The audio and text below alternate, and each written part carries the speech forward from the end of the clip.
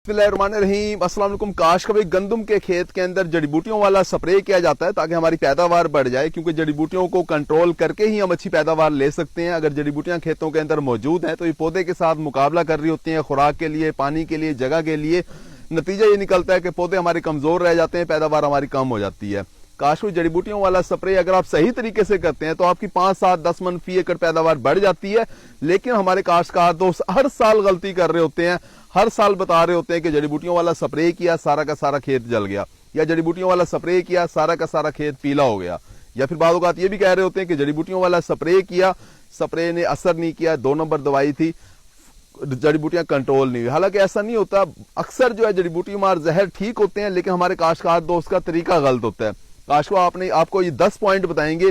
इन 10 point के ऊपर अगर आप अमल करते हैं तो जड़ी बूटियां बहुत अच्छे तरीके से आपके खेत में कंट्रोल हो जाएंगी, आपकी पैदावार बढ़ रही होगी। लेकिन अगर आप इसके ऊपर अमल नहीं करते तो आपकी पैदावार बढ़ने की बजाय कम हो रही होगी। हमारे काश्तकार दोस्त हर साल गलती कर रहे होते हैं। ये सारी की सारी गलतियां तो नहीं करते जो 10 गलतियां हम आपको बताएंगे, लेकिन इनमें से 1-2 गलती हर साल कर रहे होते हैं, जिससे फिर रिजल्ट कम मिलता है या रिजल्ट बाद औक़ात नहीं मिलता।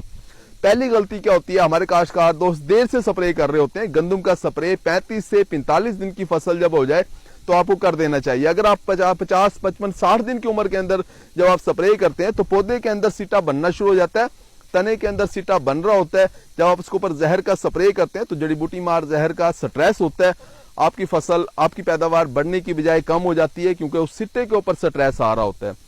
तो आपको चाहिए कि आप वक्त पे स्प्रे कर दें। दूसरी गलती हमारे काश्तकार दोस्त जो ये कर रहे होते हैं वो रिपीट स्प्रे कर रहे होते हैं। देखिए, जब आप हालोकोन नोजल इस्तेमाल करते हैं, टी-जेट नोजल आप इस्तेमाल नहीं करते, कुछ इस तरह से आप स्प्रे करते हैं तो एक ही पौधे के ऊपर डबल स्प्रे हो जाता है। पहले एक दफा स्प्रे हुआ, फिर डबल स्प्रे हुआ। जब डबल स्प्रे कर देते हैं तो उससे फसल के ऊपर स्ट्रेस आ जाता है, पौधे आपके पीले हो जाते हैं। तो आपको चाहिए कि आप टी-जेट नोजल इस्तेमाल करें ताकि रिपीट स्प्रे आपकी फसल के ऊपर ना हो। तीसरी गलती हमारे काश्तकार दोस्त जो करते हैं वो ये करते हैं कि जड़ी बूटी मार जहर का स्प्रे करने के बाद वो जल्दी पानी लगा देते हैं। आपको कम से कम 10 से 12 दिन के बाद पानी लगाना चाहिए। अगर आप जल्दी पानी लगा देंगे, 2, 3, 4 दिन के बाद अगर आप पानी लगा देंगे तो आपके खेत के अंदर जो है पौधों के ऊपर स्ट्रेस आ जाएगा जड़ी बूटी मार जहर का, जिससे आपकी फसल जो है वो पीली हो जाती है। चौथी गलती जो हमारे काश्तकार दोस्त कर रहे होते हैं वो ये कर रहे होते हैं कि जो जड़ी बूटी मार जहर होता है इसे गंदे पानी के साथ मिक्स करके स्प्रे कर रहे होते हैं। गंदे पानी से मुराद ये है कि अगर आप इसे नहर के पानी के साथ मिक्स करोगे तो आपके जहर का जो असर है वो कम हो जाएगा। अगर आप खाले के अंदर ऐसा पानी खड़ा है जो मट्टी वाला है, मट्टी वाला पानी अगर आप मिक्स करोगे तब भी जहर का असर कम हो जाता है। जड़ी बूटी मार जहर जो है वो हमेशा साफ पानी के साथ आपको स्प्रे करना चाहिए। पीने वाला जो साफ पानी होता है उसके साथ आप स्प्रे करें। पांचवी गलती जो हमारे अक्सर काश्तकार दोस्त कर रहे होते हैं वो वत्तर का सही तरीके से ख्याल नहीं करते। देखिए, गंदम के खेत के अंदर जब आप स्प्रे करने लगे हैं तो आपके खेत के अंदर तरवतर नहीं होना चाहिए, वत्तर होना चाहिए। तरवतर से मुराद ये होता है कि जिस खेत के अंदर चलना फिरना भी मुश्किल हो, अगर आप उसके ऊपर स्प्रे करवा देंगे फसल के ऊपर तो आपकी फसल स्ट्रेस में आ जाएगी।